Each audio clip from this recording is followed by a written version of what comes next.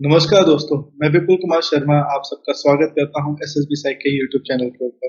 दोस्तों, आज की जो मैं वीडियो लेके आया हूं, ये बहुत स्पेशल है। इस वीडियो में मैं आज एक्सपीरियंस लेके आया हूं एक सर्विस कैंडिडेट का जो recently got selected from 11 SSB board Allahabad. Lucky sir, first of all I congratulate you for your recommendation. Sir, कैसा लगा आपको रिकमेंड होकर? First of all, Jai Hind to everyone and thanks to Vipul sir. And recommendations के बाद basically as we know all we know that कि एक अलग experience और अलग तरह का feel रहता ही है. So same I felt and thanks to Vipul sir जिसकी वजह से मैं यहाँ आज पहुँच पाया क्योंकि it's just because of your guideline. तो sir, you most welcome. Sir, मैं तो कहना चाहूँगा कि सर हमेशा क्वालिटीज आप में थी। एसएसबी साइक ने तो जस्ट आपको डायरेक्शन दिया। सर, आप मुझे ये बताओ कि जब आप 11 एसएसबी बोर्ड में गए और जब आप स्क्रीनिंग हो गए, तो आप कितने कॉन्फिडेंट थे कि इस बार आपका रिकमेंडेशन हो जाएगा? Sir, I was confident pretty much and as मैं आपकी क्लास में रहता था तो I have taken a positive approach from your side always. तो उसी तरीके से मैं कॉन्फिडेंट था कि हो जाऊँगा बट क्या हुआ था कि बीच में मेरा इंटरव्यू गया था और it was only for 15 to 20 minutes. तो समवेयर मेरे को वहाँ पे फ़ील हुआ था कि पता नहीं मैं अब मेरी रिकमेंडेशन हो पाएगी या नहीं। बट स्क्रीनिंग इन के टाइम पे आई वाज़ कॉन्फिडेंट। चलो सर, बहुत अच्छी बात है। दोस्तों, मैं आप सबको बताना चाहूंगा, lucky sir got recommended from ASCO 48 entry. ASCO एक ऐसी एंट्री है जो सर्विस कैंडिडेट्स की एंट्रीज होती हैं। बाकी लकी सर, आप थोड़ा हमारे व्यूअर्स को बताइए कि एएससीओ एंट्री के बारे में, कि इसकी एंट्री किन के लिए एलिजिबल है और इसमें कितनी सीट्स है और इनका पूरा क्राइटेरिया क्या है? सर बेसिकली जो आर्मी पर्सन्स होते हैं ये उनके लिए एंट्रीज हैं अलग-अलग एंट्रीज हैं और एज वाइज हैं। First of all I think for up to age 27 ACC होती है आर्मी कैडेट कॉलेज, फिर एससी होती है स्पेशल कमीशन ऑफिसर और एक पीसीएसएल होती है परमानेंट कमीशन शॉर्ट लिस्टेड करके। तो ये अलग-अलग डिवाइडेड करी गई हैं तो स्पेशली जो सर्विस कैंडिडेट्स होते हैं और जो एज क्राइटेरिया वो भी अलग-अलग है। बेसिकली जो सर्विस कैंडिडेट हैं वो जानते ही होंगे इसके बारे में। जो मेरी थी उसके लिए अप टू 35 इयर्स तक बंदा अप्लाई कर सकता है सर, ये कैंडिडेट कोई भी अप्लाई कर सकता है। सर, आप मुझे अब ये बताइए कि टोटल नंबर ऑफ स्क्रीनिंग कितने थे और आपके बैच में कितने लोग रिकमेंड हुए? Uh, sir total number of screening इनमें आई थिंक टोटल रिपोर्टेड 70 थे, 70 टू 75 थे and 19 were got in sir. Okay, answer कितने रिकमेंड हुए? एंड रिकमेंड सर मैं ओनली ओनली द वन जो रिकमेंड हुआ सर। अब आप मुझे उस फीलिंग के बारे में बताइए कि जब 19 लोग ऑडिटोरियम में बैठे थे और सिर्फ आप ही का चेस्ट नंबर बुलाया गया। सर, क्या आपको कैसी फीलिंग हुई वो आप बताइए। Sir feeling I can't express in words. मेरे को जब बोला गया कि only the one who got recommended and the test number is 6, तो मैं खड़ा हुआ वहां पे। खड़ा होना पड़ता है एंड मैम थी हमारी जो साइकोलॉजिस्ट थी जिन्होंने ही अनाउंस द रिजल्ट। तो उन्होंने बोला कि what is your roll number, तो I forget my roll number sir at that time, तो आई वाज कंप्लीटली ब्लैंक। तो हम्म, मैंने फिर उन्होंने मेरा सर्विस नंबर पूछा। हर आर्मी पर्सन को उनका सर्विस नंबर दिया जाता है, तो उन्होंने मेरे को पूछा। फिर बोला उन्होंने कि हाँ, मैंने अपना सर्विस नंबर बताया।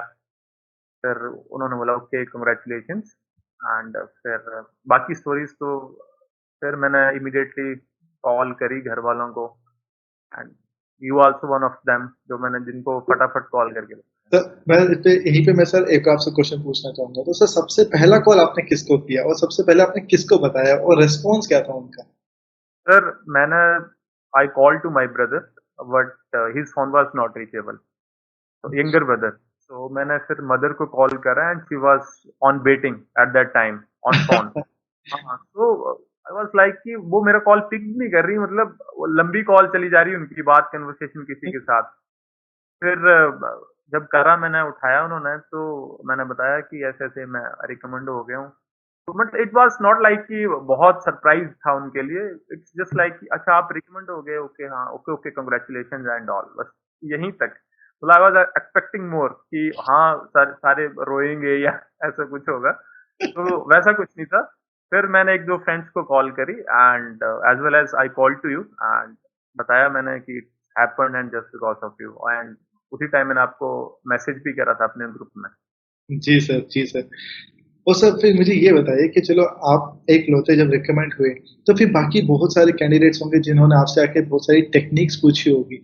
तो अब और जो हमारे व्यूअर्स हैं वो भी ये जानना चाहते होंगे कि अगर आप एक लौते जो पूरे बैच के अंदर सेलेक्ट हुए हैं, तो आपने क्या स्ट्रैटेजी आपने बनाई थी? आपने किस तरीके से तैयारी की थी? तो आप अपनी थोड़ी-सी तैयारी के बारे में बताइए कि आपने एसएसबी की तैयारी करी कैसे?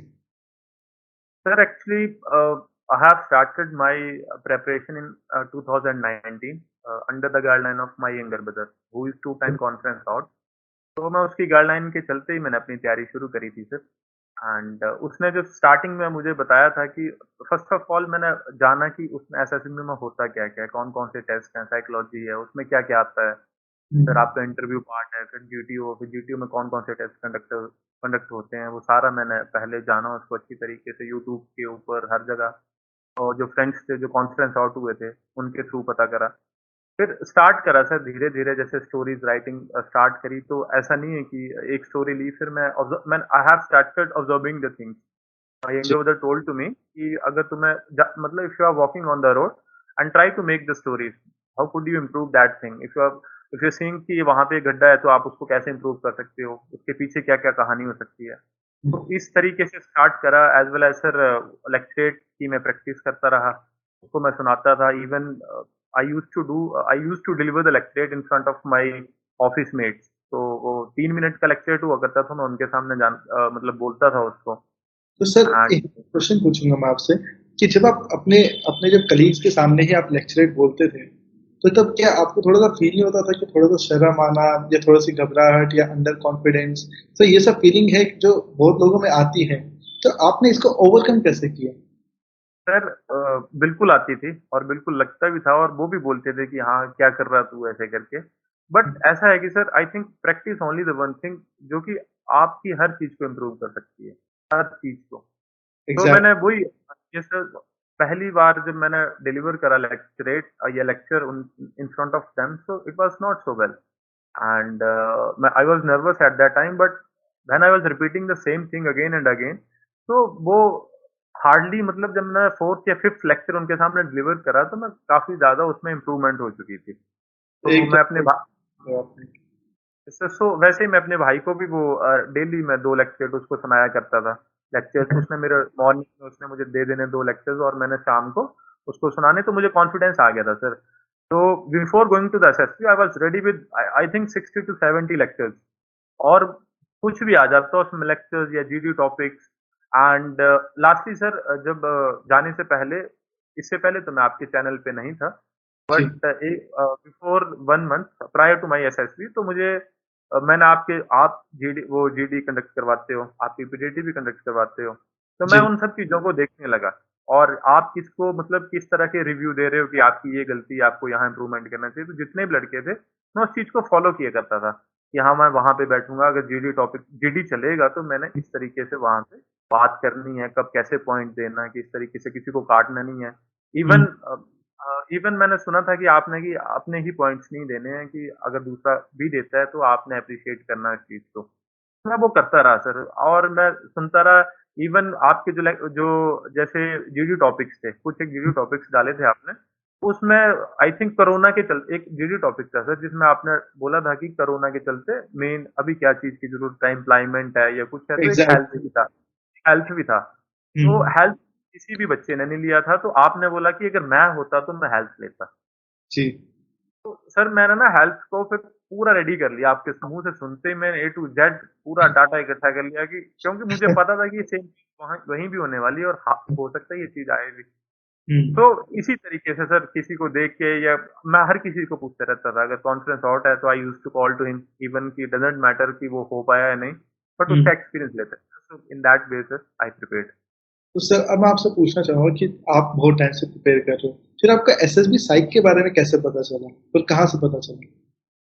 Sir, actually, I was scrolling on YouTube, so I have seen your video related to SRT, sir. It was ji, related to कि SRT थी कि if you are playing and your ankle got twisted, so आप वो थी एक ये SRT थी आपकी, तो आपने उसको सॉल्व करा था। जी, तो मैंने आपने उसमें 4-5 6 सॉल्यूशंस दिए हुँ, थे। जी, under the guideline of my brother younger brother मैं अच्छी तैयारी थी मेरी बट साइकोलॉजी में उसने भी मुझे ये नहीं बताया था कि एसआरटी को हम इस तरीके से लिख सकते हैं। तो ओके। मैं उस को लाइट ले रहा था तब तक, उस टाइम हम्म, तक जब तक मैंने आपकी वीडियो देखी नहीं वो।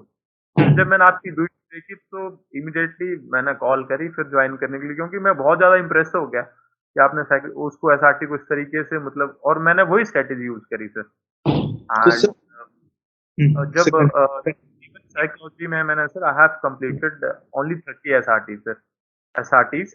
तो तो आपने बताया भी था कि क्वालिटी मैटर्स, आप नंबर क्वांटिटी डजंट मैटर, मतलब ये मेरा तरीका था। मैं ये नहीं बोलूँगा कि हर कोई इसको फॉलो करे इस तरीके से। तो जी सर, जैसे व्यूअर्स मैं आपको बताना चाहूँगा कि लकी सर ने सिर्फ 30 एसआरटीज की है। सर आफ्टर रिकमेंडेशन अब आपको भी मेरे ख्याल से यकीन हो गया होगा कि क्वालिटी बहुत ज़्यादा मैटर करती है, क्वांटिटी कम मैटर करती है। बहुत बार लोग क्वांटिटी के पीछे इतने भागते हैं कि वो क्वालिटी के साथ कॉम्प्रोमाइज़ करने लग जाते हैं। व्यूअर्स मैं आप सबको बताना चाहूँगा कि SSB is all about quality and quality. Lucky sir, अब मुझे आप ये बताइए कि आपकी साइकोलॉजी की अप्रोच क्या थी? आपने एसएसबी साइक से क्या सीखा और उसको कैसे इम्प्लीमेंट किया? Sir first of all I am really thankful कि मैंने मतलब आपका जो चैनल है या आपकी जो एप्लीकेशन है मैं वहाँ पे विजिट कर पाया और मैं आपका कोर्स भी ले पाया। क्योंकि वहाँ तक actually if you writing the stories actually we don't know कि वो सही तरीके से जा रही हैं गलत। और जो हम लिख रहे थे आई वाज़ थिंकिंग कि मतलब ये ठीक है, इसमें कोई कमी नहीं है और जो भी है, बट जब मैंने वही सेम स्टोरीज़ की जब हम स्टार्ट हुआ कोर्स, तो मुझे पता चला कि मैं अपनी स्टोरीज़ को how can I make more effective and जी। मोर रियलिस्टिक एंड स्टोरीज़ में क्या हुआ करता था, फॉर एग्ज़ाम्पल आपने हमें एक्सीडेंट की स्टोरी दी, तो हम हुँ, उस ना तो उस स्पेसिफिक प्लेस मेंशन किया करते थे, हम हुँ, ना एक उस पिक्चर को एक पिक्चर की तरह लेते थे। हम खुद को वहाँ पे नहीं रखते थे कि हाँ, इवन मैंने हेल्प करी एक्सीडेंट में लोगों की। बट हुँ। मैं खुद को जब पिक्चर आती है तो उसको एक पिक्चर की तरह ही देख रहा था। तो मतलब कि जैसे सर आप असलियत में कुछ आप और एक्शंस करते हो बट जब एसएसबी की बात आ जाती है तो हमारी कहानी कुछ और ही हो जाती है। और हो जाता। तो जब आपसे गाइडलाइन ली तो सर मैंने खुद को कनेक्ट करना स्टार्ट करा। जी। तो आपने जैसे बताया कि एक्सीडेंट की स्टोरी है तो you have to mention the name of the hospital if you are taking the injured person to hospital, right on the distance, उससे लगेगा कि आप सच में वहां पे गए हो। Right on the time taken by you, कि आपने उस इंजर्ड पर्सन को वहां तक लेके गए। तो ये सब चीजें सर, अगर आग लगी है तो यूज टू टेल कि आप यार अपने जो नेबर है वहां पे सोचो ना कि वहां पे आग लगी है। मैं सारे व्यूअर्स को बताना चाहता हूँ कि हमें स्पेसिफिक डिटेल्स मेंशन करनी होती है स्टोरीज राइटिंग के लिए। तो उसमें एक हमारी टेक्निक है जिसके अंदर हम आग लगाते हैं थियोरेटिकली ओनली नेबर्स में, ताकि आपको पता चले कि आपके एक्चुअल में रिसोर्सेज क्या-क्या होंगे। क्योंकि सर तभी तो हमको रियलाइज़ होगा कि हमारे आस-पास क्या-क्या है, हमारे रियल एक्शंस क्या होंगे। तो यही एक हमारी एक स्ट्रैटेजी थी और सब लोगों ने अपने नेबर्स के घर में आग लगा दी थी on stories. Reality sir, in reality sir, and उसी प्रैक्टिस की वजह से मतलब मेरी जो स्टोरीज थी वो काफी अच्छी अच्छी गई थी, क्योंकि मतलब मैंने अपने विलेज के ऊपर ही सारी स्टोरीज लिखी थी। मैं गांव का रहने वाला हूँ तो मैंने वही स्टोरीज, मैं ना सिटी के ऊपर गया, ना हुँ, डीएम ना एसडीएम, मैंने केवल अपने ऊपर ही सारी स्टोरीज लिखी। और मुझे लगता भी है कि the most of the guys who are getting recommendation only, that is only the one reason की because they are connecting the things with their self, तो गुड। With themselves. ओ तो मुझे लगता है कि हमें अगर कनेक्ट कर पाएंगे तो अच्छा रिस्पॉन्स लिख पाएंगे। अब से मैं आपसे ये पूछना चाहूँगा कि थीमेटिकल एप्रोक्सिमेशन टेस्ट, इसके लिए तो चलो बहुत सारे लोगों को बहुत सारी इन्फॉर्मेशन रहती है। वैट एक ऐसी चीज़ है जहाँ पे लोग अभी भी सोच नहीं पाते कि कौन-सा सेंटेंस अच्छा है और कौन-सा सेंटेंस उनके लिए अच्छा नहीं है। तो सर वैट के लिए आपकी स्ट्रैटेजी क्या थी? आपने कैसे तैयारी की? और आप ये भी बताइए व्यूअर्स को कि कौन-सा सेंटेंस अच्छा होता है? सर फर्स्ट ऑफ ऑल पहले तो बैट की तैयारी जैसे थी, मतलब एक सोच थी, मतलब एक एक चीज आ गई, फॉर एग्जांपल टेबल आ गया तो टेबल पे एक ही थॉट आता था, या रे बर्ड आ गया तो एक ही थॉट आएगा। तो जब आपकी मतलब मैं कोर्स में रहा तो आपने बताया कि जैसे रेप है तो हम उसमें पुलिस को भी कनेक्ट कर सकते हैं, डॉक्टर्स को भी लेके आ सकते हैं, तो रूल्स एंड रेगुलेशन लॉज भी हो सकते हैं ना सर, एजुकेशन भी हो सकती है। तो इस तरीके से जब आपने ये बताया तो एक वर्ड के पीछे में तो मतलब बहुत सी चीजें जुड़ने लगी, और मतलब मैं फिर कनेक्ट करने लगा उन चीजों को, क्योंकि वो चीजें प्रैक्टिस में आने लगी। एज वेल एज सर, अगर आपने एक चीज और करी थी कि हमसे ऑलरेडी लिख के ले लिया था कि हमने क्या-क्या काम कर रहे हैं, होल लाइफ, बचपन से लेके आज तक। हुँ, तो अगर दैट में कोई ऐसा वर्ड आया करता था, अरेंजमेंट आ गया, तो फॉर एग्जांपल मैंने एसडी में लिखा था कि मैंने हेल्प करी थी अपने ब्रदर की मैरिज में, तो आपने स्पेसिफिकली मेंशन करवाया उसमें कि आप उस चीज को डालो कि ब्रदर्स मैरिज में किस तरीके से आपने हेल्प करी, उस वर्ड में लेके आओ।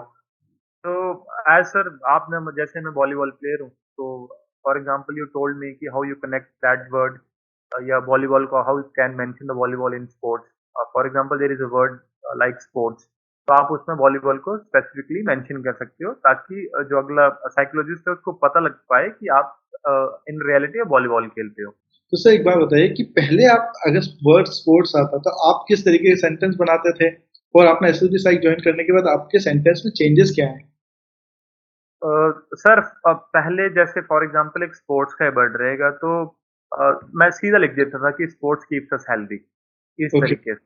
हाँ, बट जब आपने बताया तो फिर फॉर एग्जांपल मैं वॉलीबॉल को उसमें अभी डालता हूँ कि किस तरीके से मैंने चेंज करा। हुँ, तो अगर स्पोर्ट्स वर्ड आया तो मैं स्पेसिफिकली लिखूंगा कि pre planning help to win the volleyball match. इस तरीके ओके। से सर मैंने अपने वर्ड्स को चेंज कर अपने सेंटेंसेस को चेंज कर दिया, अपनी थॉट्स को चेंज कर दिया और कनेक्ट करना स्टार्ट करा। सर अब मुझे ये बताइए कि जैसे एसआरटी का तो चलो आपने बता दिया कि हम कितना स्पेसिफिक होंगे और आपने यूट्यूब पे वीडियो भी देखी थी। सर आप ये बताइए कि सेल्फ डिस्क्रिप्शन का कितना रिलेवेंस और कितना इम्पोर्टेंस है आपके सिलेक्शन के लिए? सर मुझे लगता है कि बहुत ही ज़्यादा, क्योंकि कुछ एक मैंने ऑलरेडी जो स्टोरीज़ मैंने बनाई थी वो मैंने एसडी में मेंशन कर दी, इन हुँ, रियलिटी मैंने ये काम करे हुए हैं। और हुँ, उससे पहले मैंने जब पीआईक्यू भरते हैं तो उसमें तो ऑलरेडी मैंने वो मेंशन कर ही दी थी वो चीज़। हुँ, फॉर एग्ज़ाम्पल मैंने क्लीन ड्राइव करा था और एनवायरनमेंट डे के ऊपर, तो मैंने पीआईक्यू में ऑलरेडी मेंशन करा था। तो हुँ, मैंने एक स्टोरी उसके ऊपर बना दी। बैट के ऊपर भी अगर कोई वर्ड आया तो मैंने ट्री प्लांटेशन का कुछ दिखा दिया। तो इस तरीके से सर, और एसडी में मैंने लिख दिया कि मैंने इस तरीके से गाँव में ये काम कर रहा था कि गाँव मेरे पेरेंट्स इस तरीके से बोलते हैं, तू केयरफुल है, लोगों के लिए सोचता है, तो मैंने स्पेसिफिकली वो चीज़ जो है वहाँ मेंशन कर दी। और उसमें 1-2 स्टोरीज़ जो मैंने उसी टाइम बनाई अलग से, मैंने वो उनको भी एसडी में जोड़ दिया सर। अच्छा। सर आप मुझे एक बात बताइए कि ये आपका पहला एसएसबी था और पहले एसएसबी में आप रिकमेंड हो गए।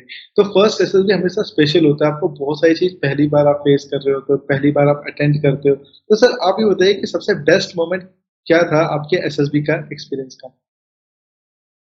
सर मैं तो यही कहूँगा कि बेस्ट मोमेंट ईच एंड जो जितने भी मोमेंट थे वो मेरे लिए बेस्ट ही रहे हैं।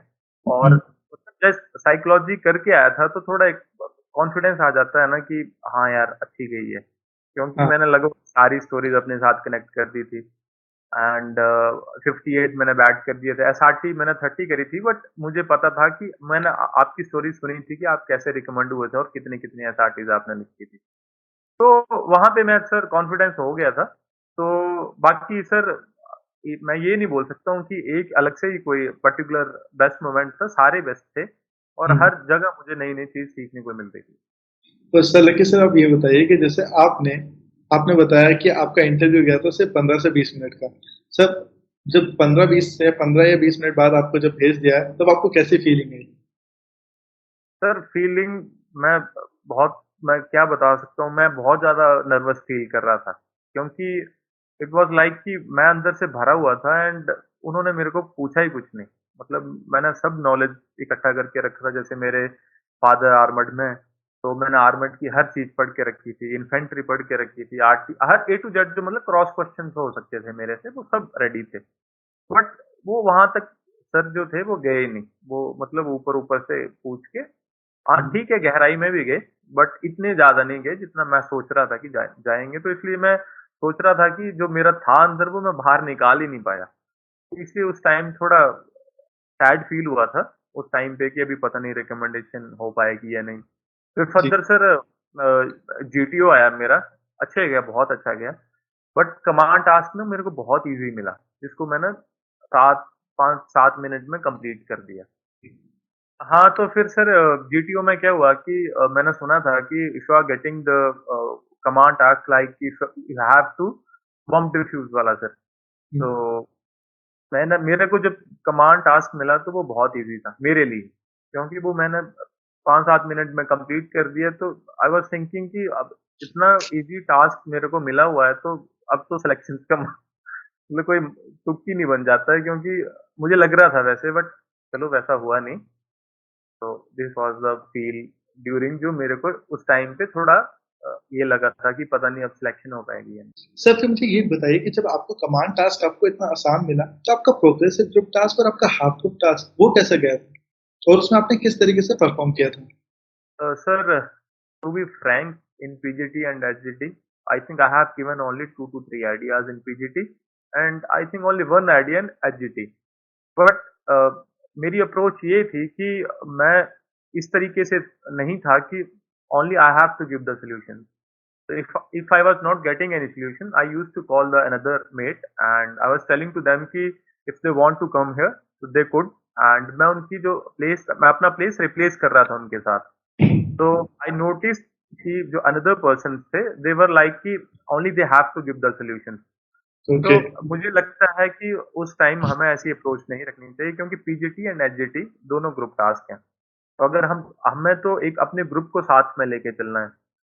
अगर आप वहाँ पे स्टैंड होके कोई सॉल्यूशन नहीं दे रहे हो और किसी को मौका भी नहीं दे रहे हो, and you have to complete your task within the time frame, तो आपका टाइम वो आगे बढ़ता जाएगा, आपको ग्रुप कंप्लीट टास्क नहीं कर पाएगा। तो एज ए ग्रुप मेट और ग्रुप मेंबर हमें उस टास्क को कंप्लीट करना है, rather than giving your solution. It's good to be give the solution, but it's not right कि if you are not giving the solution तो आप दूसरे को भी चांस नहीं दे रहे हो। And sir, one thing I was doing that time कि I was telling to each and everybody कि डोंट ब्रेक द रूल। अब जब हम रूल ब्रेक करते हैं तो क्या होता है कि हमें सेम टास्क जो है, जैसे फट्टा बल्ली, उसको फिर से वहां रख के फिर से वो टास्क जो चीज जो दोहरानी पड़ती है। तो इससे क्या हमारा टाइम कंज्यूम होता है। तो मैं वो चीज का भी बहुत ध्यान रख रहा था सर। साथ के साथ क्या होता है कि अपना सोल्यूशन देने के चक्कर में जो लड़के हैं, वो बहुत सी चीजें लोड पीछे छोड़ देते हैं, रोप को ये पीछे छोड़ देंगे या वैसा कुछ। तो मैं उन चीजों को भी लेके चल रहा था, ताकि कुछ चीज पीछे ना रह जाए और हमें वो चीज के लिए टाइम अपना वेस्ट ना करना पड़े। तो सर आपने मतलब हर एक चीज़ पे ध्यान दिया। बेशक आपने सॉल्यूशन कम दिए बट आपने एज़ अ ग्रुप प्लेयर बहुत अच्छे से काम किया। सर आप मुझे अब ये भी बताइए, क्योंकि ये वीडियो बहुत सारे सर्विस कैंडिडेट्स देखेंगे, तो वो जानना चाहते होंगे कि इंटरव्यू में आपसे क्या-क्या क्वेश्चंस पूछे गए? सर, इंटरव्यू के क्वेश्चंस थे वो, most of the question were related to my my trade only and related to my unit only, regiment only. तो जो क्वेश्चंस थे मेन, वो ट्रेड के अराउंड ही घूम रहे थे सर, उसके बाहर नहीं गए थे। एंड बेसिकली अगर आप किसी भी चीज के बारे में लिखते हैं, hmm, for example I have written कि मैं वॉलीबॉल का प्लेयर हूँ, तो वो कुछ एक स्पोर्ट्स के रिलेटेड मेरे ऊपर क्वेश्चंस आए थे। एक क्रिकेट के ऊपर जो क्वेश्चन मैंने लिखा था, मैं खेलता हूँ, तो उसके रिलेटेड क्वेश्चंस थे। एंड बाकी यही कि आपके एक क्वेश्चन था मुझे कि आपको आज तक कौन सा स्पोर्टिव ऑफिसर मिला हुआ है या सीनियर जो भी है, या कौन सा डोमिनेट मिला जिन्होंने कभी आपको सपोर्ट नहीं करा। इस तरीके के क्वेश्चन हुए थे सर इंटरव्यू में। तो सर मैं आपसे एक और क्वेश्चन पूछना चाहूँगा कि जो हमारा सर्विस कैंडिडेट का जो एसएसबी होता है और जो हमारे एनडीए लेवल के या ग्रेजुएट एंट्री के जो एसएसबी होते हैं, तो इनमें एसएसबी में डिफरेंस कहाँ पे आता है? सर बेसिकली प्रोसेस तो सेम ही है हर एसएसबी के लिए, हर एंट्री के लिए। बट जो हमारी एसआरटीज हैं वो थोड़ा अलग होती हैं। वो हमारी मैक्सिमम जो एसआरटीज हैं वो डिफेंस बैकग्राउंड से रहती हैं। हाँ, सिविल बैकग्राउंड से भी रहेंगी, बट मैक्सिमम जो है वो डिफेंस बैकग्राउंड से रहेंगी। एंड और जो इंटरव्यू की बात है, उसमें मैक्सिमम क्या है कि हमें साथ के साथ अपने ट्रेड का नॉलेज एक्स्ट्रा रखना पड़ता है। हमें आर्मर्ड फोर्सेस के रिलेटेड काफी गहराई तक deep knowledge we should have. And sir जो मोस्ट ऑफ द टाइम जो जीडी टॉपिक्स होते हैं सर, वो भी रिलेटेड टू आर्मी होते हैं, कि उन्हीं के ऊपर बातें आती हैं या किस तरीके के। तो वो मैक्सिमम जो है डिफेंस पर्सन के लिए, सर्विस एंट्रीज के लिए जो जीडी टॉपिक है वो भी आर्मी बैकग्राउंड से रहेंगे। सर आप मुझे ये बताइए कि आपने जब एसएसबी साइट का कोर्स ज्वाइन किया, तो आपको सबसे बेस्ट पार्ट क्या लगी एसएसबी साइट की? सर बेस्ट पार्ट मुझे ये लगी कि first of all your approach towards to everybody. मुझे ऐसा लगता है कि जो अनदर जो कोचिंग सेंटर्स हैं, वहाँ पे शायद मुझे लगता है, क्योंकि मैं गया भी नहीं हूँ, मैं एक्चुअली जानता भी नहीं इन रियलिटी, बट कुछ एक मेरे फ्रेंड्स गए हैं तो मैं उनसे पूछता रहता हूँ। तो वहाँ पे एक ना मुझे लगता है कि क्राउड में जो कुछ एक बच्चे वैसे ही बच जाते हैं, आएँगे आपको एक चीज़ बताएँगे, आपको इस तरीके से लिखना है। बट आप क्या मुझे यहाँ लगा कि यहाँ पे स्टोरीज़ अगर आपको दी जाती हैं, तो आप हर बच्चे के पास जाके उनका फीडबैक लेते हैं। जी, अगर हम बैट लिख रहे हैं, तो आप बैट का भी फीडबैक लेंगे, एसआरटी लिख रहे हैं, तो हर हर किसी के पास अप्रोच करते हैं। And most of the time अगर अगर अगर मैं एक स्टोरी बना रहा हूँ और सेम आपके कोर्स में कुछ एक बच्चे 12th स्टैंडर्ड के भी थे और वो भी स्टोरी बना रहे हैं। अगर मैं स्टोरी 12th स्टैंडर्ड के हिसाब से बना रहा था, तो आप मुझे बोल रहे थे कि नहीं, इस स्टोरी को आप इम्प्रूव करो, क्योंकि जो आपकी पर्सनैलिटी के साथ मैच कर सके। तो सर आप ये बताइए कि जब आप रिकमेंड होने के बाद वापस जब आप अपने घर गए, तो फिर बाकी आपके फैमिली, आपके जो रिलेटिव्स, आपके फ्रेंड्स, उनका क्या रिस्पॉन्स था? सर, रिस्पॉन्स बहुत बढ़िया था सबका। Everybody was feeling proud and गाँव में गया, गाँव के लोग मिले, मतलब आई think I am only the one who got commission as an army officer in my area. So everybody was feeling proud and they were saying कि हमें प्राउड है कि आपने हिस्ट्री क्रिएट करी है अपने पूरे एरिया में। तो इस तरीके से सर हर हर कोई खुश था सर। एवरीबॉडी वाज़ कांग्रेचुलेटिंग मी। बहुत फ़ोन कॉल्स एंड ऑल। उसके बाद भी गया और जब रिकमेंड हुआ उस टाइम पे भी, तो काफ़ी अच्छा रिस्पॉन्स रहा सर एंड अच्छा लगा, क्योंकि और मोस्ट इम्पोर्टेंट थिंग ये है कि मेरी रिकमेंडेशंस के बाद बहुत से बच्चे इंस्पायर हुए। वो मेरे पास आए, मुझे फ़ोन कॉल्स करी मेरे एरिया के कि हम हमें भी इस फ़ील्ड में जाना है या हम किस तरीके से खुद को इम्प्रूव कर सकते हैं ताकि इस लेवल तक आ सकें। My father is retired as a JCO, so as a JCO और उनका बेटा आर्मी में ऑफिसर बन गया, तो उनके लिए एक बहुत प्राउड की बात है। तो उनका उनकी जो आँखों में फ़ील था, आई कुड अंडरस्टैंड कि how how proud a, he was. तो अच्छा लगा सर, और स्पेशली अगर आप अपने पेरेंट्स को प्राउड फ़ील कराते हो, तो रियली आप भी एक अलग एक्सपीरियंस है सर। तो सर अब ये बताइए कि आप जैसे बहुत सारे सर्विस कैंडिडेट हमारे इंटरव्यू देख रहे होंगे, बहुत सारे डिफरेंट बच्चे भी देख रहे होंगे, तो आप उन लोगों को क्या सजेस्ट करना चाहोगे? आप उनको क्या एडवाइस देना चाहोगे? सर, फर्स्ट एडवाइस तो मैं ये करूँगा कि आई हैव नोटिस्ड कि after my recommendation I am getting so much calls from many of the guys, aspirants and all. तो फर्स्ट वो क्या होता है कि आपके अगर आस-पास कोई रिकमेंड होता है, तो बच्चे ना एकदम से अट्रैक्ट हो जाते हैं। जी। फिर अट्रैक्शन के बाद क्या बोलते हैं कि नेक्स्ट डे जैसे आप रिकमेंड हुए, नेक्स्ट मॉर्निंग बोलेंगे कि हमें भी ऑफिसर ही बनना है। हुँ। फिर वो बुक उठा लेंगे, फिर 1 महीना उसकी तैयारी करेंगे, फिर उसको साइड में रख देंगे। तो मैं फर्स्ट ऑफ ऑल उनको ये बोलना चाहूँगा कि first make up your mind that you really want to become an officer. I think I have taken at least approximately 2 months just to कि मुझे जाना है एसएसबी या नहीं जाना है, या मुझे ऑफिसर के लिए अप्लाई करना है या नहीं करना है। तो अगर आप इसको पैशन में नहीं लेके आओगे, तो I think it's not possible to achieve your goal. तो आपने माइंड को मेकअप करो पहले।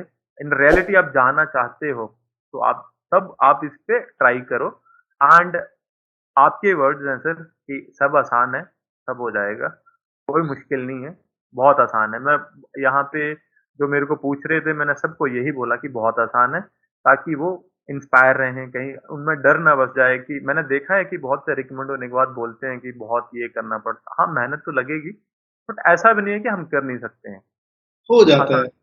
हो जाता है सर, बिल्कुल ये हो जाता है। तो वही वाली ये तो वही वाली बात होगी कि अगर हम हार्ड समझ लें तो वो हार्ड हो जाएगा।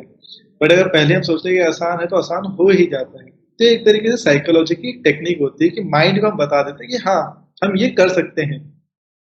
इवन सर मतलब कुछ एक लड़के कॉल कर रहे थे, तो वो यही पूछते हैं कि यार बहुत हार्ड होगा। So I was telling to them, यार you have given the exam of 10th class. तो आई कुड से कि जो 10th के एग्ज़ाम है वो ज़्यादा टफ हैं। इसमें ये easy है। हाँ, जस्ट टू मोटिवेट देम। तो जी। अब जैसे मैं उनको बोल रहा हूँ, तो फिर तो बोल रहे हैं हम तो फिर हाँ, श्योरली फिर हम तो इसको क्रैक करने वाले ही हैं। तो इस तरीके की मोटिवेशन हेल्प करती है सर। सर मैं जानना चाहूँगा कि आपने इतने टाइम से मेहनत कर रहे हो एसएसबी क्लियर करने के लिए। तो सर हर एक इंसान का एक ऐसा टाइम आता है जब वो मोमेंट में वो लो फील करता है। तो सर आप उस लो मोमेंट के बारे में बताइए और फिर आप उस लो मोमेंट से अपने आप को कैसे रेज़ करते हो अपने आप को, कैसे मोटिवेट करते हो? तो सर वो आपने कैसे किया? सर श्योरली अगर आप इस तरीके से अगर अपनी तैयारी स्टार्ट करते हैं, तो श्योरली आप में ऐसे मोमेंट आते हैं कि वहाँ पे जहाँ पे आप सोचते हैं कि आपको you should leave that. Actually sir मेरे हाथ में टैटू है, तो टैटूज़ वाले जो हैं वो अलाउड नहीं होते हैं एसएसबी में। आई थिंक आप ये बच्चे जो हैं वो जानते ही होंगे जो तैयारी कर रहे हैं। तो हुँ, फर्स्ट ऑफ ऑल मैंने वो उसको रिमूव करवाया। तो उसमें मैं लेज़र जो रिमूवल था वो लेज़र ऑपरेशन करवाया करता था मैं। तो हुँ, उसमें इससे क्या होता है कि हर बार मेरे हाथ में काफ़ी लेवल तक पेन हो जाना। तो जब मैंने 2 या 3 बार तक कर लिया तो समहाउ कि मतलब समवेयर आई थॉट कि अब मुझे ना छोड़ ही देना चाहिए क्योंकि मेरे हाथ की कंडीशन इस तरीके की हो जा रही थी। तो बट क्या था कि अगर if you have the passion ना so I think there is nothing which could you stop to achieve your goal. मैंने क्या करा था सर अपनी मोटिवेशन के लिए हर रूम में, हर जगह वहाँ पे मैंने एक मोटिवेशन खुद के लिखे हुए मोटिवेशनल हर चीज़ लिख के रखी थी ताकि मैं उनसे इंस्पायर होता रहूँ। तो अगर उस टाइम में वैसा फ़ील करता था, तो मैं उनको पढ़ा करता था। मैंने हर टाइम पे अपने जहाँ पे मैं बैठता था ऑफ़िस में काम करने के लिए, तब भी मैं अपने पीसी के पीछे लिख के रखा था कि यू हैव टू ऐसे करके बहुत सी चीज़ें लिख के रखता था मैं।